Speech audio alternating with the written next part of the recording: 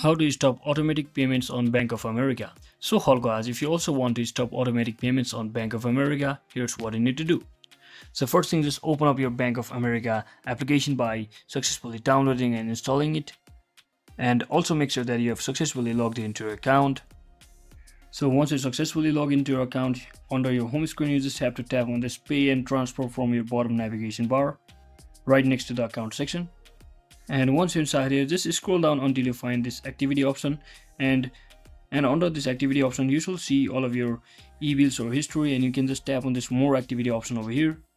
And after that, just select any of the payment history you have selected, just tap on that, and from over here you should see all of your payment history and current ongoing payment, and you can just tap on that cancel if any payment are on automatic payment. So that is it for today guys. Thanks for watching. Don't forget to like and subscribe. See you on the next one.